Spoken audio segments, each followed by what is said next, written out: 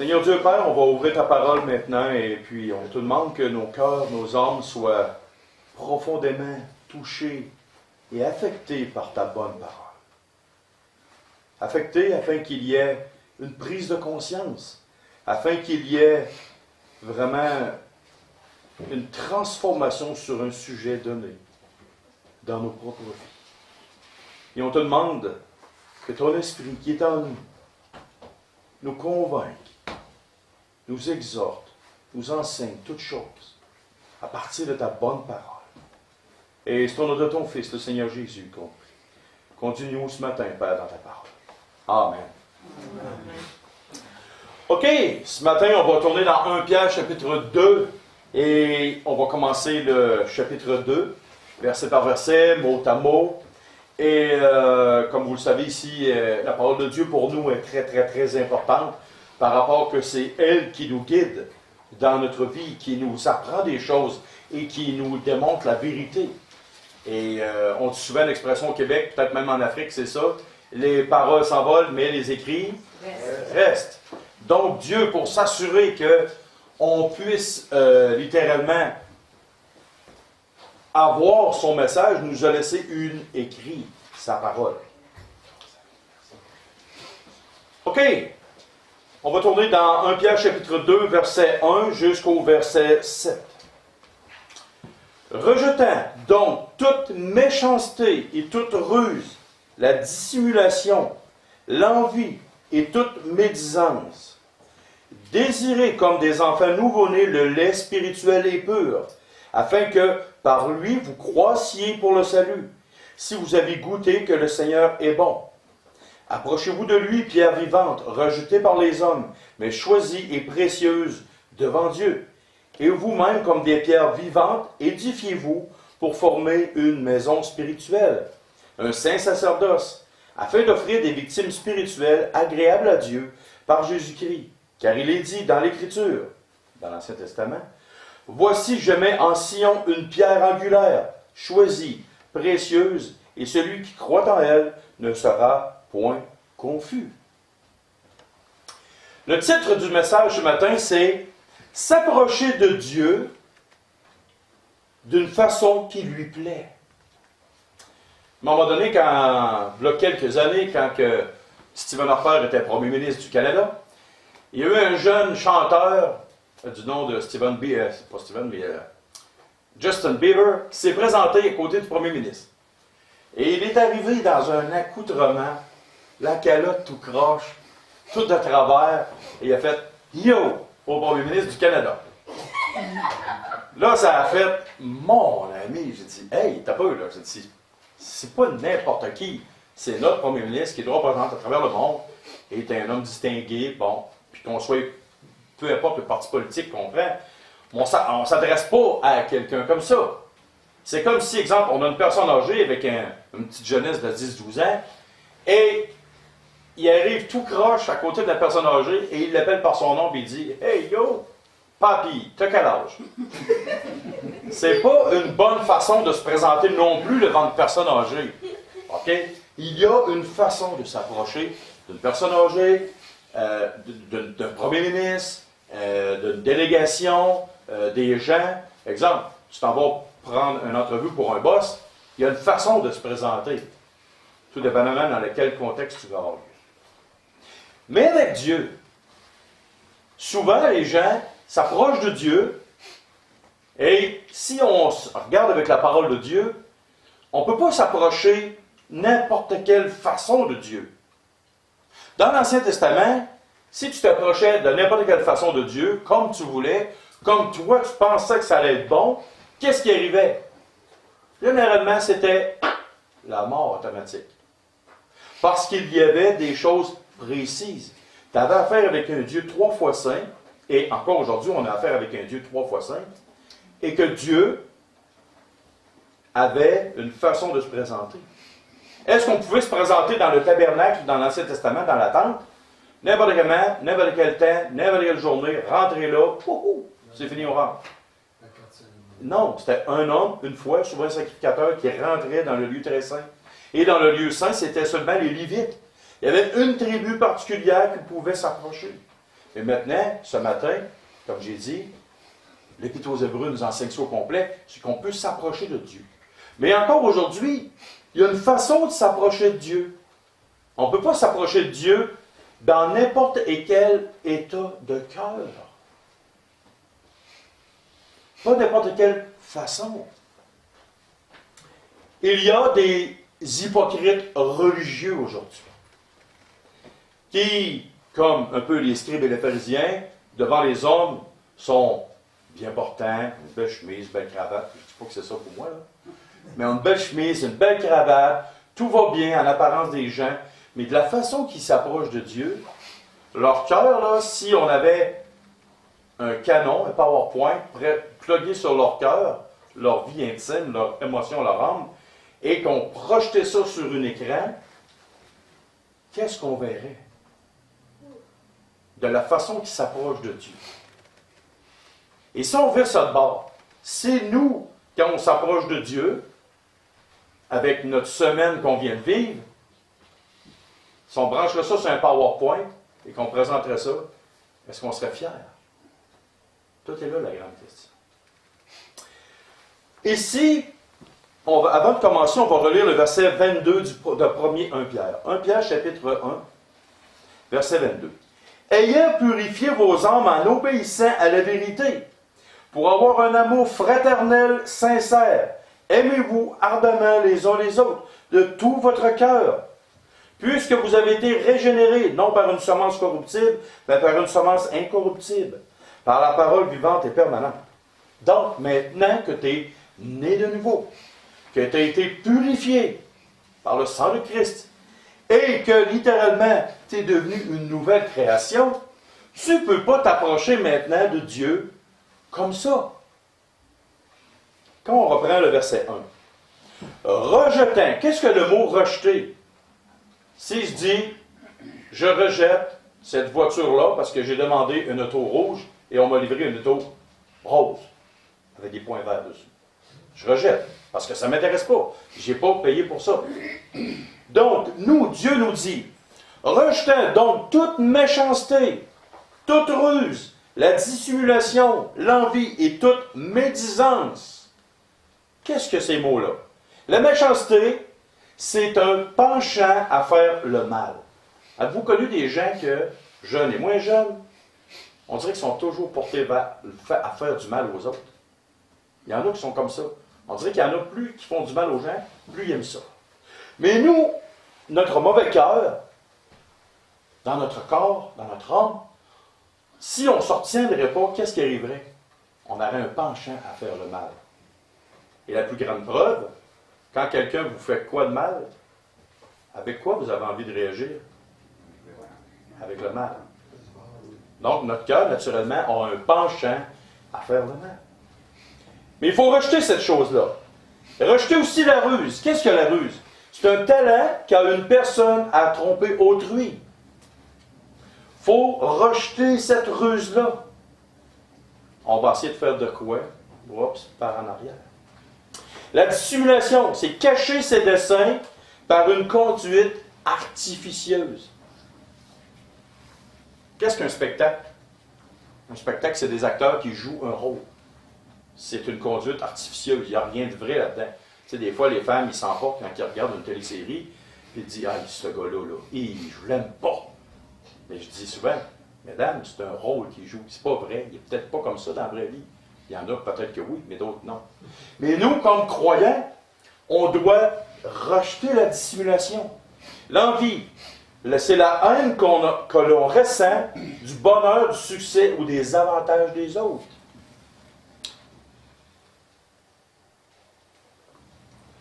Cette chose-là, il faut la rejeter. Il faut rejeter l'envie.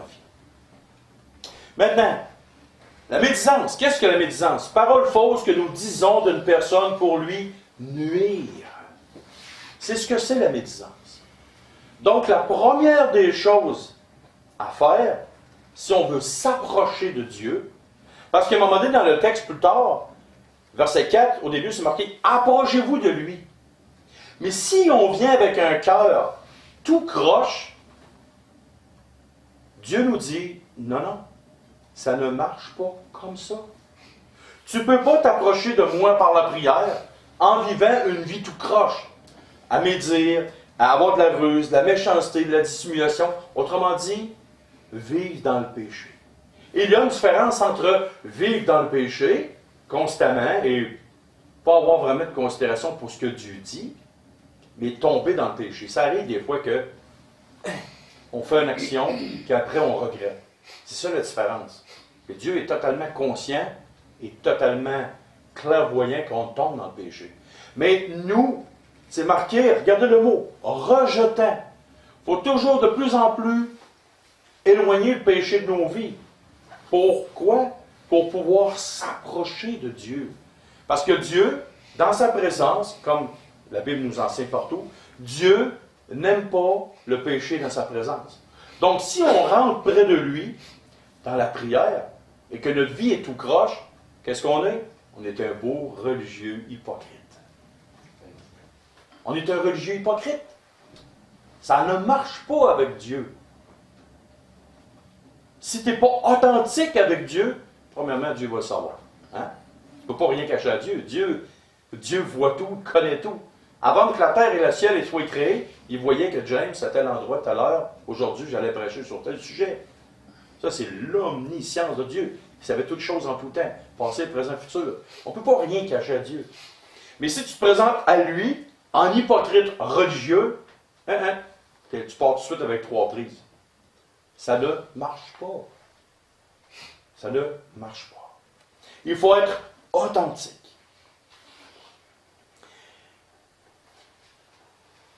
Mais, au verset 2, désirez comme des enfants nouveau-nés le lait spirituel et pur, afin que par lui, ce lait-là, vous croissiez pour le salut, si vous avez goûté que le Seigneur est bon. Bon, maintenant, je vous ai déjà dit qu'il y a du remplacement à faire dans nos vies. Il y a du remplacement. Et pourquoi l'apôtre Pierre, littéralement, quand il dit ça, il dit, bon ben, rejette telle affaire, mais il dit, reste pas neutre. Il dit, reste pas à ta place. Il dit, il faut que tu désires quelque chose. Il faut qu'absolument que tu désires quelque chose. Parce que je prends une petite jeunesse ce matin. Qu'est-ce que tu désires le plus au monde? C'est mieux de dire lire la Bible. Non. Qu'est-ce que tu aimerais avoir le plus au monde? Je ne me suis jamais posé la question. On va dire un auto. Ça, tu dois avoir de non à une. Hein? Pour dire, enfin, je vais aller à la place que je veux aller, même si maman ne vient pas me reconduire. Je sais, j'ai déjà été jeune. Moi aussi, j'étais jeune. Je vais avoir mon premier auto. Tu vas voir, ça coûte cher en passant. Quand tu n'as pas d'argent et tu n'en as pas ta premier auto. Là.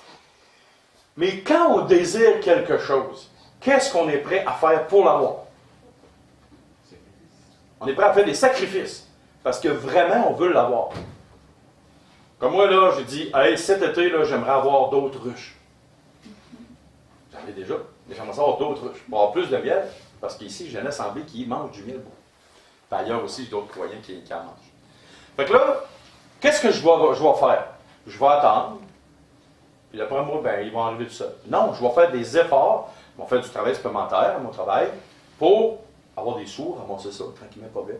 On va faire des sacrifices. Puis là, à un moment donné, on va peut-être en acheter 1, 2, 3. On va voir comment ça coûte. On va voir si je peux l'avoir. Donc, je suis prêt à faire des sacrifices. Mais là, ici, la parole de Dieu, c'est marqué « Désirez comme des enfants nouveau-nés ». Qu'est-ce qu'un enfant nouveau-né désire le plus au monde? Le lait maternel de sa mère. Hey, prends-y, c'est pas un Big Mac au McDo. Ça ne marchera pas. Il ne veut rien savoir. Prends-y, c'est pas un steak. Il ne veut rien savoir. Qu'est-ce qu'il veut le plus au monde? Et quand que la tétine arrive dans la bouche de l'enfant, c'est fini, tu ne l'entends plus. Il y a eu ce qu'il voulait. Et c'est normal. Et là, ce que Dieu est en train de nous dire par l'apôtre Pierre, c'est ça qu'il faut que tu désires. Le lait spirituel et pur. Qu'est-ce que le lait spirituel et pur? La parole de Dieu. La parole de Dieu. À d'autres endroits dans la Bible, c'est marqué que, oui, il y a 2 sortes de lait. L'apôtre Paul prend le lait, il dit aux Corinthiens, vous êtes encore au lait spirituel, vous êtes au petit lait. Vous auriez dû, depuis longtemps, maturer puis devenir avec plus de nourriture solide. OK? L'apôtre Paul prend le lait, il parle de la parole. Vous auriez dû plus avoir d'expérience dans la parole. Et là, Pierre reprend le même terme, lait, mais là, il parle du lait spirituel et pur. Pourquoi les deux mots spirituel? Il aurait pu dire le lait de la parole, point final. Il aurait pu arrêter ça là. Mais pourquoi il dit le lait spirituel et pur? Et là, on parle toujours de la manière de s'approcher devant Dieu. La manière de s'approcher devant Dieu. Donc, il faut que tu t'approches devant Dieu. Il faut que nous nous approchions devant Dieu de façon spirituelle en prenant sa parole et d'une façon pure. Autrement dit, tu peux pas prendre la parole de Dieu comme tu veux, à ton âge, comme dans n'importe quel moment. Faut pas que tu sois tout croche, dire « Ah, je vais prendre ça, ça fait mon affaire dans la Bible, ça, non. Ça, ouais, peut-être que je pourrais le prendre dans Genèse 6 mois. » Non. La Bible, les psaumes enseignent, l'ensemble de ta parole est la vérité. C'est-à-dire toute la parole de Dieu. Même quand ça ne fait pas ton affaire. Moi, ma mère, pas mon père parce qu'il n'était pas là, et ma mère me disait « James, je te dis telle affaire, il faut que tu fasses telle affaire. » Souvent, ça ne fait pas mon affaire. Mais je faisais pareil. C'était ma mère. J'obéissais. Jusqu'à une certaine limite. Bon.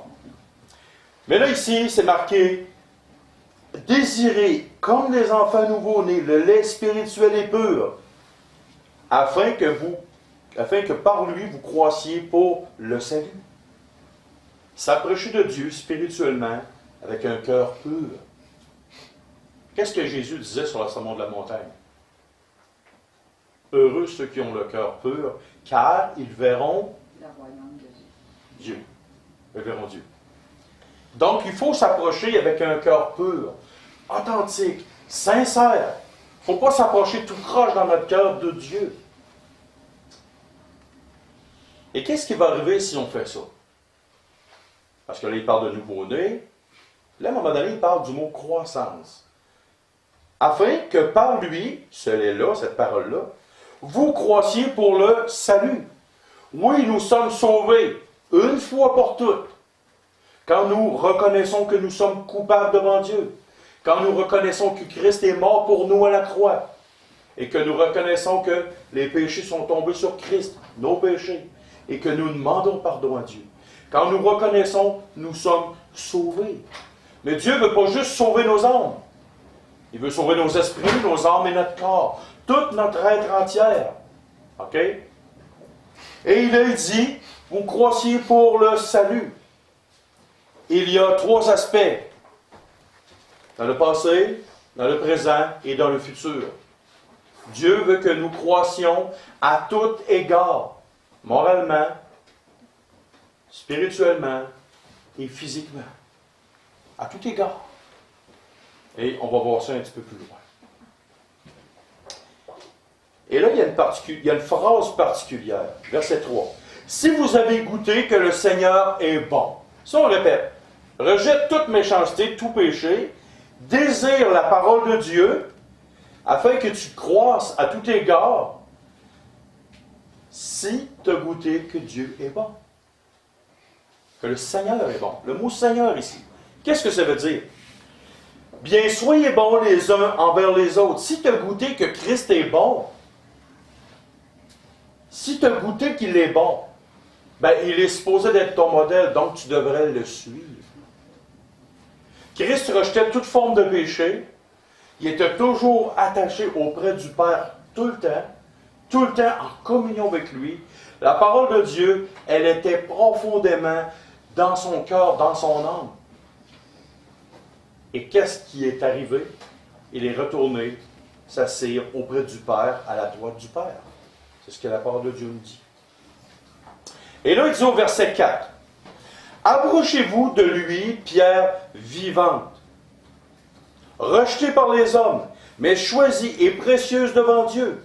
Et vous-même, comme des pierres vivantes, édifiez-vous pour former une maison spirituelle, un saint sacerdoce, afin d'offrir des victimes spirituelles agréables à Dieu par Jésus-Christ. »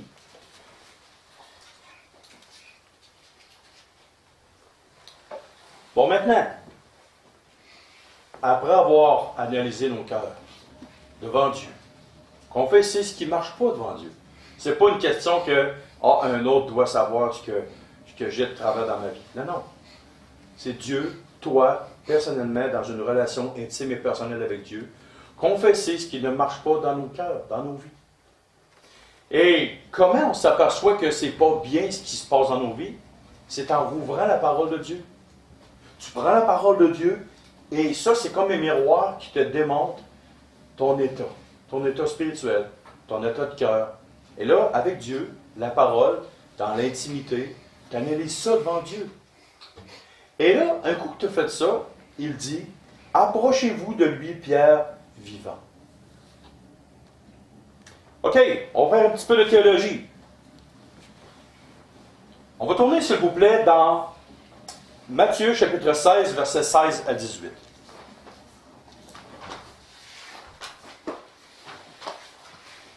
Parce qu'il faut comprendre le texte de pierre vivante. Qu'est-ce que ça veut dire, pierre vivante?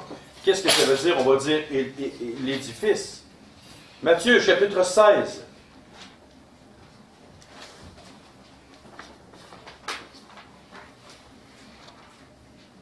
Versets 16 à 18. Simon, Pierre répondit, tu es le Christ, le Fils du Dieu vivant.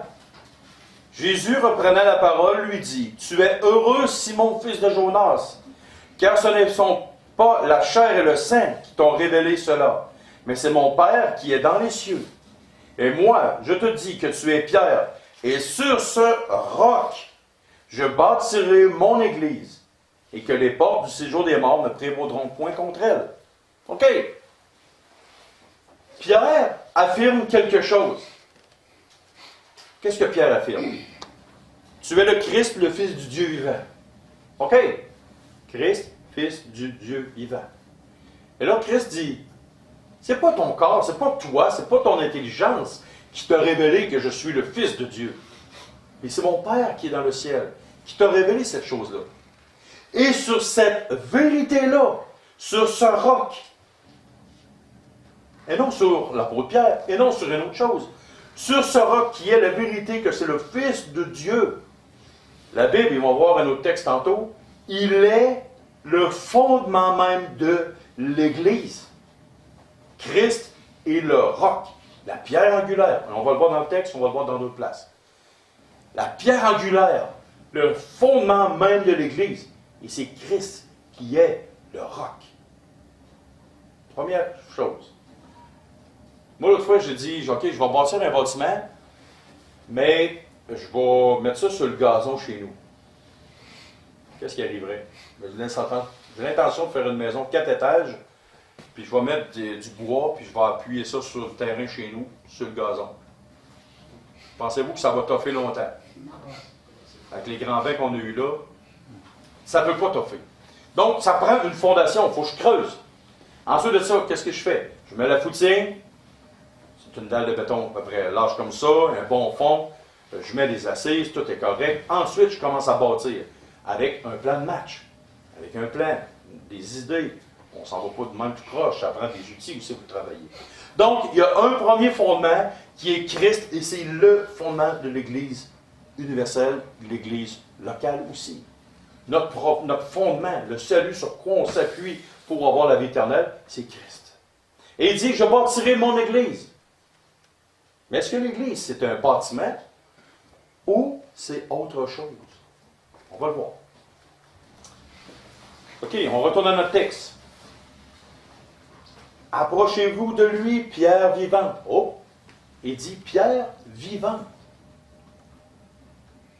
Pierre vivante. Ça veut dire que l'Église n'est pas un bâtiment, mais l'Église, ce sont les croyants. Ce sont les croyants. Et la plus grande preuve de ça, à toutes les fois qu'on commence une épître dans la parole de Dieu, quand on commence l'épître aux Corinthiens, à l'Église de Dieu qui est à Corinthe, à l'Église de Dieu qui est à tel endroit, à l'Église de Dieu qui est à telle place. Donc, si ce serait un lieu, ça ne serait pas ça. Mais pourtant, la parole de Dieu dit clairement, l'Esprit Saint qui a fait écrire la Bible, à l'Église de Dieu qui est à telle chose. Et là, l'apôtre Pierre nous dit, approchez-vous de Dieu, pierre vivante, rejetée par les hommes, mais choisie et précieuse devant Dieu, et vous-même, comme des pierres vivantes, édifiez-vous pour former une maison spirituelle. C'est pas un lieu, mais c'est une maison spirituelle. Et là, il dit, vous ne ferez pas la job tout seul. Non. Il dit vous-même, en gang, tous les croyants, édifiez-vous vous-même. Donc, ça veut dire que le bâtiment n'est pas fini encore. Il y a quelque chose, il y a encore d'ouvrage à faire. Il y a quelque chose qui est en train de se construire depuis Christ. Christ, c'est le fondement. Et là, il y a un bâtiment qui se bâtit dessus. Et on va voir 1 Corinthiens, chapitre 3, versets 9 à 15. 1 Corinthiens, chapitre 3, versets 9 à 15. Car nous sommes ouvriers avec Dieu. Vous êtes le champ de Dieu, l'édifice de Dieu. Oh! Et là, si ça ne doit pas être valide parce que Christ était au début, là, tu sais. Mais c'est encore valide. C'est encore valide aujourd'hui. Car nous sommes ouvriers avec Dieu. Vous êtes le champ de Dieu, l'édifice de Dieu. Selon la grâce de Dieu qui m'a été donnée, j'ai posé le fondement comme un sage architecte. Ça veut dire qu'à Corinthe, Paul est allé poser le fondement à Corinthe, comme un sage architecte. OK? Qu'est-ce qu'il est allé poser comme un sage architecte à Corinthe, comme il l'a fait dans d'autres places? Implanter l'Église. Il a présenté Christ, et on va le voir ici. J'ai posé comme un sage architecte et un autre bâti dessus. Oh! Christ il est allé, pas Christ, mais Paul est allé poser un fondement là. Il y a quelque chose qui est allé poser. Là, il dit, il y en a un autre qui bâtit dessus. On va le voir c'est quoi. Mais que chacun prenne garde à la manière dont il bâtit dessus. Car personne ne peut poser un autre fondement que celui qui a été posé, savoir Jésus-Christ. Donc, Christ, le Seigneur Jésus, le Fils de Dieu, est le roc, le fondement de l'Église. Là, il dit aux gens, faites attention de la manière que vous bâtissez dessus. Il y a de l'ouvrage à faire. Il faut faire attention à la manière qu'on bâtit dessus. OK. Or, si quelqu'un bâtit sur son fondement avec de l'or, de l'argent, des pierres précieuses, du bois, du foin, du chaume, l'œuvre de chacun sera manifestée, car le jour la fera connaître, parce qu'elle se révélera dans le feu, et le feu éprouvera ce qu'est l'œuvre de chacun. Si l'œuvre bâtie par quelqu'un sur le fondement subsiste, il recevra une récompense. Si l'œuvre de quelqu'un est consumée, elle perdra sa récompense. Pour lui, il sera sauvé, mais comme au travers du feu. Donc, il y a un fondement, c'est Christ. On va retourner dans Pierre. 1 Pierre 2. Et là, il dit quoi, Pierre? À partir de ce qu'on a vu les autres textes. Et il y en a plein d'autres textes qu'on pourrait vous citer aussi. Là. Il dit, approchez-vous de lui, avec un cœur pur, authentique, toutes ces choses-là, avec la parole de Dieu, pierre vivante. Donc, nous ne sommes pas des morts, des ternes, en train de mourir. On parle de pierre vivante. Des gens, des personnes, des êtres humains qui sont sauvés, nés de nouveau, pardonnés par Dieu. Et ces gens-là sont passés de la mort à la vie.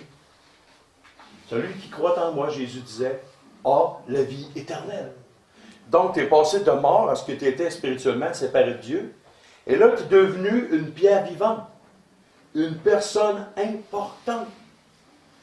Et là, Dieu, il dit, approche-toi de moi, pierre vivante.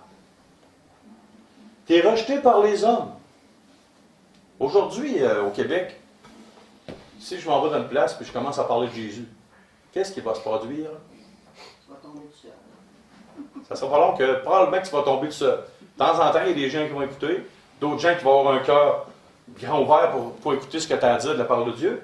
Mais généralement, nous, pierre vivante, on est rejetés par les hommes. Et tu n'as pas besoin d'aller loin. Voulez-vous, on va faire un test, on sort, là, puis la fanfare qui sont en train de jouer l'autre bord, là, on va leur parler de Jésus. Qu'est-ce qu'ils pensent qui est arrivé? Peut-être, ils vont aller jouer ailleurs.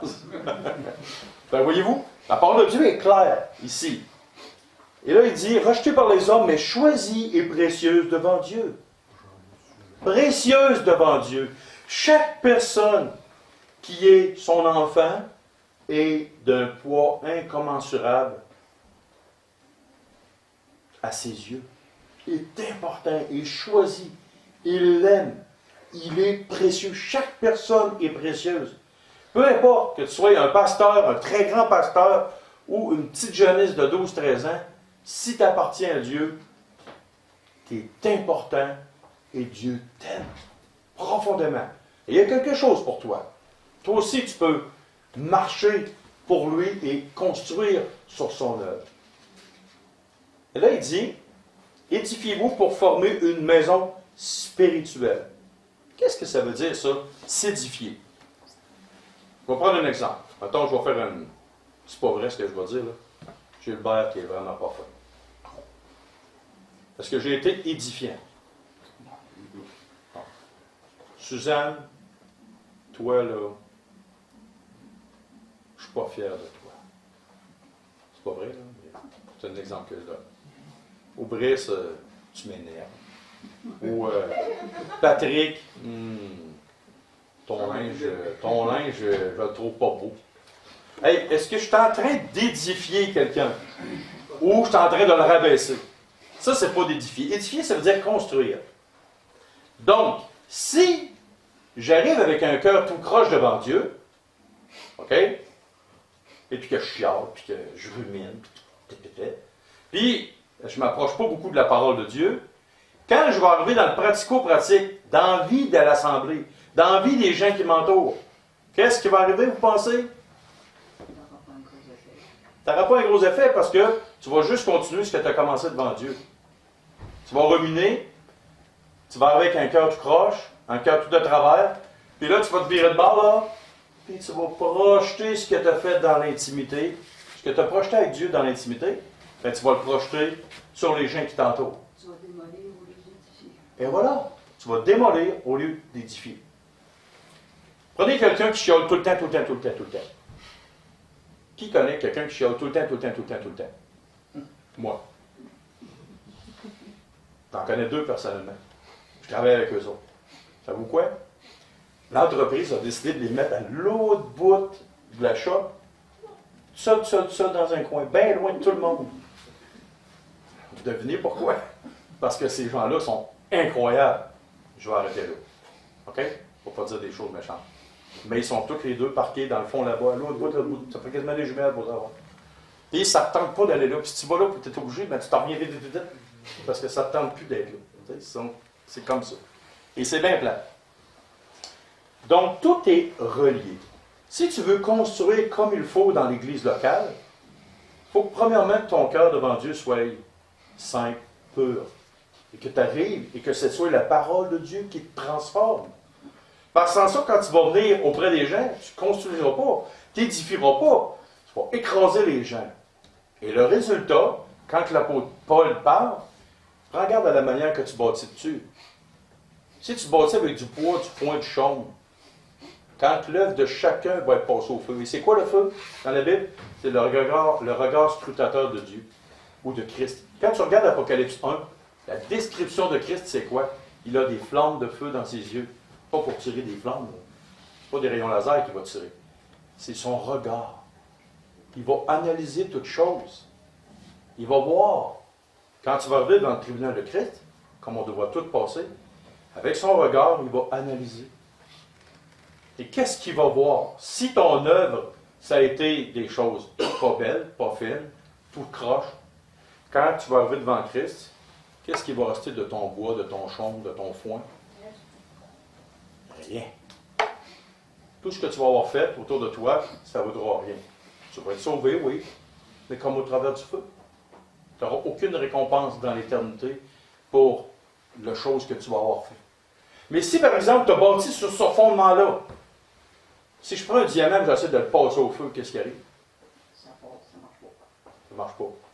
De l'argent, elle va fondre, mais elle va rester là. De l'or, des pierres précieuses, de l'argent, tout va rester là.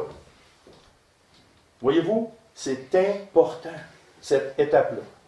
Et là, il dit, édifiez-vous pour former une maison spirituelle, un saint sacerdoce. tout croyant sur la terre est un sacrificateur, un prêtre devant Dieu, et non une caste à part. Il dit, nous sommes, la parole de Dieu enseigne ça beaucoup, beaucoup. On va le voir dans l'épître de Pierre aussi. Ici, c'est marqué même un peu plus loin qu'on ne verra pas aujourd'hui. Là. Vous, au contraire, vous êtes une race élue, un sacerdoce royal, une nation sainte, un peuple acquis. C'est des choses qu'on va voir, ça. C'est pas une caste d'hommes à part. C'est tout croyant qui est né de nouveau, automatiquement, peu importe son âge, devient un sacrificateur. Et la plus belle image, c'est dans l'Ancien Testament. Il y avait un peuple réservé au travers d'Israël qui était des Lévites. Et un homme, au travers de ça, était le souverain sacrificateur. L'Épître aux Hébreux nous enseigne quoi? Qu'il y a un seul souverain sacrificateur, c'est Christ. C'était le grand prêtre. Et nous, les enfants de Dieu, on est tous devenus des sacrificateurs, des prêtres. Appelle-les comme tu veux. Tu peux même l'appeler le bonhomme carnaval si tu veux. Là. S'en fout. Peu importe le nom. Mais on a tous un rôle à jouer. Tous un rôle à jouer. Et ça veut dire que je n'ai pas fini, mais presque. Il faut que je me check parce que les pasteurs, ça parle beaucoup. Tu sais, OK. Un saint sacerdoce. Il dit, édifiez-vous pour former une maison spirituelle. Un saint sacerdoce. Pourquoi? Ça doit être pour le fun. D'après moi, on fait ça pour le fun, tu sais, chaque dimanche ou dans notre vie quotidienne de tous les jours. Non. Afin d'offrir des victimes spirituelles agréables à Dieu par Jésus-Christ. Qui aime, pas que qui aime, mais qui aime offrir un cadeau à quelqu'un? Bon, il y a rien que 2-3 personnes qui sont généreuses. OK, je répète encore la question. Qui aime offrir un cadeau à quelqu'un? OK. Pourquoi vous aimez offrir un cadeau à quelqu'un? Ah, ça va faire plaisir. Ça nous fait du bien quand on donne. Oui, c'est ça, c'est le fun. C'est ça. Imaginez-vous, là, pas un petit cadeau de Dollarama, là, cheap, là, une petite plante en plastique que tu mets là, tu sais, ça, c'est pas le fun. Tu sais, quelqu'un te donne ça, puis tu dis, oh, je suis content! Une fois, je me rappelle toujours qu'il y avait quelqu'un qui nous avait amené une décoration en plastique, là. J'étais là. Ah ben merci, c'est le fun. Mais c'était vraiment pas beau, là. C'est pour être gentil, j'ai dit, OK, c'est correct, là, mais tu sais... C'est la pensée. C'est la pensée, c'est ça, la pensée. Tu sais, la personne, bon, c'est correct. C'est ça, faut ça. Mais là, tu te demandes, bon, c'est où tu vas mettre ça, tu sais, puis là, tu te poses la question, fait que, bon. Mais si tu veux être gentil, bon. Mais la personne, elle voulait avoir un bon cœur, puis elle voulait être gentille, fait qu'on l'a pris, bon. Mais quand tu offres un cadeau à quelqu'un, tu prends du temps, tu prends de l'énergie, je me rappellerai toujours, parce que moi, ça fait longtemps que je fais avec Suzy, ma femme, quand j'étais jeune. Mais tu sais, un gars, quand c'est jeune, c'est pas trop intelligent, fait que puis ma femme, qui était dans ce temps-là, ma blonde, elle m'avait fait une boîte. Puis là-dedans, il y avait du chocolat. Alors, moi, ce qui m'intéressait, c'était le chocolat. Okay? Mais dans cette boîte-là, sur cette boîte-là, ma femme avait pris un soin particulier là, de faire des détails. C'était incroyable. Et je me rappelle encore, même si c'était le chocolat qui m'intéressait, c'était un petit habit. Tu te rappelles, hein, Suzy? Tu avais fait un petit habit. C'est comme un petit bonhomme avec un costume. Là. Puis elle avait fait des détails. Puis moi, là, pas trop brillant. Elle avait arrêté ça, puis je m'étais en allé direct au chocolat. Mais un manque de tact et de délicatesse, là. Wow! J'ai demandé pardon aussi pour ça. Mais j'ai mal agi, tu sais, parce qu'elle m'a donné quelque chose, elle a pris du temps. Mais pour faire un beau cadeau à quelqu'un, qu'est-ce que ça vous prend? Ça prend-tu nécessairement beaucoup d'argent? Ça prend quoi? Ça prend du temps. Pour préparer, si tu prépares une surprise à quelqu'un, une fête, il faut que tu mettes de l'effort, du temps, de l'énergie. Et ça, on revient au texte. Tout ça, là, afin d'offrir des victimes spirituelles agréables à Dieu par Jésus-Christ. Si tu veux offrir, et qu'est-ce qu'une victime spirituelle? Premièrement, qu'est-ce qu'une victime? Quelqu'un qui va recevoir quelque chose à un moment donné. Ça peut être une claque, ça peut être un cadeau. Ouais. Ça peut être une victime. Mais je parle d'une victime. On veut offrir une victime à Dieu. On ne prend pas les autres mots là. On veut offrir une victime à Dieu. Sacrifice. Oh! Quand on parle de victime, là, on se rappelle toujours des mots de l'Ancien Testament. OK? Une victime dans l'Ancien Testament mourait pour sacrifier à Dieu. Bon, le sang des animaux était versé. Ça, c'était une ancienne époque, une vieille époque. Mais on parlait qu'il y avait quelque chose. Donc, si on veut offrir une victime à Dieu, c'est plus un animal. C'est autre chose qu'un animal. Donc, il y a un sacrifice, comme tu disais, Patrick. Donc, tu ne te présentes pas, encore une fois, avec Dieu. Bon, comme ça se lève vite. Ouais, ok, c'est bon. On m'a donné ça à Dieu. Autrement dit, on ne donne pas des restants à Dieu. Une victime, dans l'Ancien Testament, un animal, c'était un animal qui était complètement mis sur l'autel. C'était pas, on va jeter nos rognons et les affaires qui traînent, là. On va garder la bonne viande pour nous autres. Non, l'animal au complet était mis sur l'offrande, sur l'Holocauste. Donc, c'est tout entier qu'il faut se donner à Dieu. Et une victime spirituelle, ça veut dire quoi? Ça veut dire que littéralement, qu'est-ce qui était au début? Toutes sortes de formes de péché.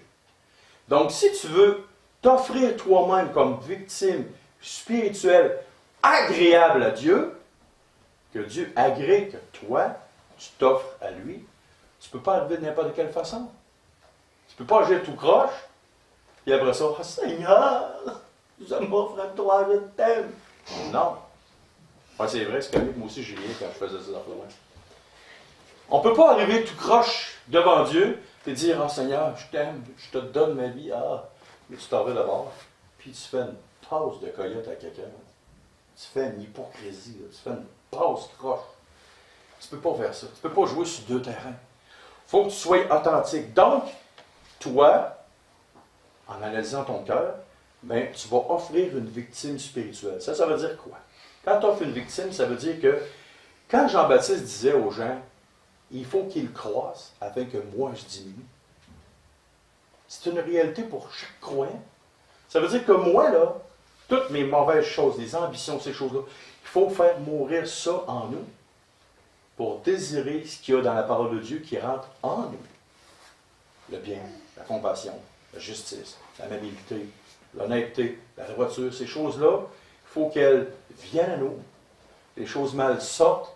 Et là, quand on se présente devant Dieu, qu'est-ce qui arrive? On est agréable à Dieu. On ne peut pas se présenter. Souvenez-vous les deux hommes que Christ a décrits. Le pharisien qui priait, puis le publicain qui priait. Le publicain, il priait, il disait, Seigneur, regarde, je sais, je suis coupable, puis bon, je te demande pardon, puis ci, puis ça. Puis lui, il était justifié. L'autre, il se présente devant Dieu, il prie, ah, tu sais, moi, Seigneur, je donne la dîme de tout, je prie, je suis extraordinaire, je suis beau, je suis fin. Ah, regarde comment je suis beau. Il s'élevait, mais il était tout croche en réalité. Puis lui, Dieu ne l'a pas justifié. Il n'a pas dit, OK, c'est beau. Non, il est resté au statut neutre. Fini. Lui s'édifiait, tandis que l'autre s'humiliait. S'humilier. Dieu a élevé celui qui s'humiliait. Et Il a voilà. écrasé celui qui s'édifiait. C'est ça, parce que Dieu résiste aux orgueilleux. Oui, Donc, il passe au loin. c'est ça. Et rappelez-vous qu'il y a 3 C à travailler pour le chrétien. Et après, je vais vous arriver avec une grande vérité. On va finir avec ça. Il y a 3 C dans la vie d'un chrétien. Rappelez-vous des 3 C. Il faut que notre cœur soit travaillé. Il faut aller lire ça dans Jean chapitre 4, versets 20 à 24. Notre caractère. Romains 12, versets 1 à 2. Et même lui, on va le lire. Romains chapitre 12, versets 1 à 2. Je vous le lis vite, vite.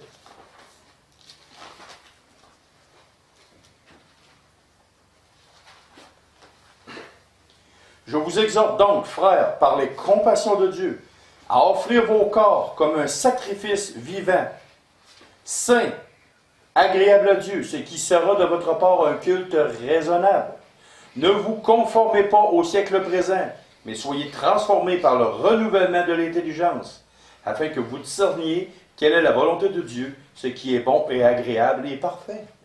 On parle du caractère Le cœur, il faut qu'il soit transformé.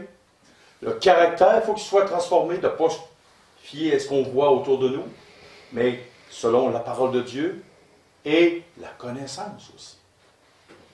Patrick, je te pose une question. Tu lis des plans, toi? Quand tu qu'on fasse une bâtisse de 100 étages, pas de plan, on y voit à l'œil. Y a-tu quelqu'un qui veut bâtir une bâtisse en structure d'acier, du béton, et pas de plan? On y va à l'œil. Ça te prend une connaissance pour fabriquer une bâtisse. Donc, pourquoi ça ne te prendrait pas une connaissance de la parole de Dieu pour bâtir l'édifice de ta vie? Ça vient de Dieu. Dieu a un plan de match, c'est la parole, puis il te le laisse. Alors, voici une grande vérité. Et on va terminer avec ça. Et même si vous oubliez ce que je vous ai dit ce matin, ou vous en retenez juste des bouts, j'espère que non. Mais une très grande vérité que vous devez retenir. Plus notre cœur est proche des Écritures, et plus le mal s'éloignera de nos cœurs. Plus tu t'approches des Écritures, qui est la parole de Dieu, plus le mal va s'éloigner de ton cœur. Et qu'est-ce qu'il va avoir pour résultat dans ta vie? Ça va rayonner partout autour de toi. Tu vas édifier, tu vas construire, même avec les non-croyants. Et je vous donne un dernier exemple.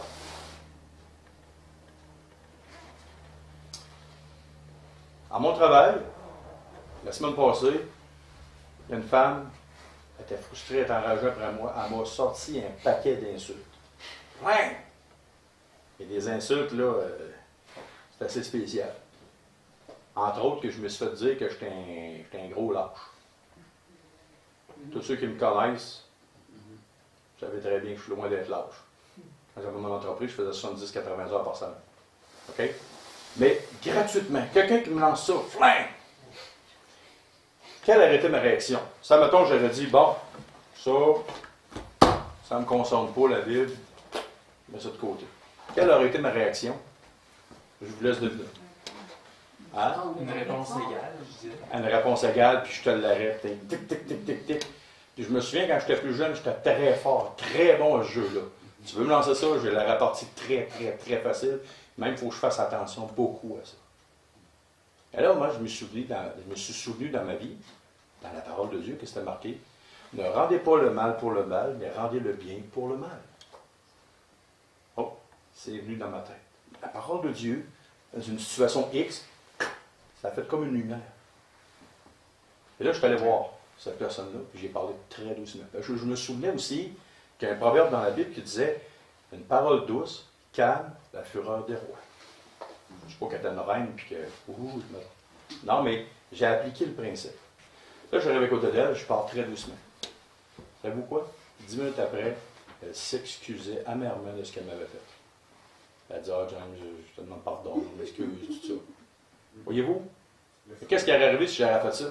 La chicane, sa chicane qu'elle a provoquée, combien de temps ça aurait duré? En fait, tu avais multiplié par deux. Puis là, elle aurait dit à d'autres mondes, puis là, ça aurait été une guerre totale. Et pourquoi? Simplement parce que mon cœur s'est éloigné du mal, puis j'ai appliqué littéralement la Bible. Et l'humilité, les enfants. Oui, parce que c'est pas moi qui l'avais parti, la chicane. C'est ça. C'est, même si c'était pas de ma faute, j'ai appliqué la parole. Oh, ça a arrêté ça là. Mais à un moment donné, savez-vous qu'est-ce qui s'est passé? Il y a un gars, une journée après, qui est venu me voir. Il m'a dit, John, toi, là, je sais pas ce que tu as, mais toi, tu étais un gars patient. Parce que ça fait plusieurs fois que moi, bang. Les gars de shop, c'est pas tendre, tu sais, c'est très, très prime. Mais j'ai dit au gars, ça m'a redonné quoi? Fait que là, un jour, quand ça va me donner, quand je vais avoir l'occasion de parler de Dieu avec cette personne-là, le cœur de cette personne-là va être ouvert. Mais si j'agirais toute croche, tout travers, je parlerais de Dieu, qu'est-ce que vous pensiez qu'il rêverait? Ah ouais, donc ça va. Un fou religieux, tu sais. C'est Dieu qui t'a donné la patience. C'est ça. C'est Dieu qui a donné ma patience. Sans cet enseignement-là, tu aurais fait bien. C'est ça. Bang, tu as ressorti du courage. On va prier là-dessus. Seigneur Dieu et Père, voici, on a un rôle à jouer dans ton œuvre. On n'est pas parfait. À bien des égards, on manque notre coup.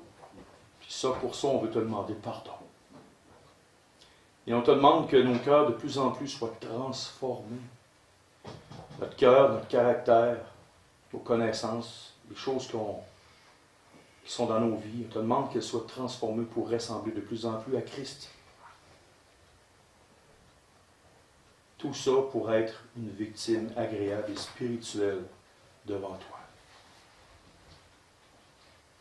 Cette semaine, s'il y a eu des torts causés à des personnes par nos actions, on te demande, Père, de nous donner le courage de transformer nos cœurs afin qu'on puisse aller se réconcilier,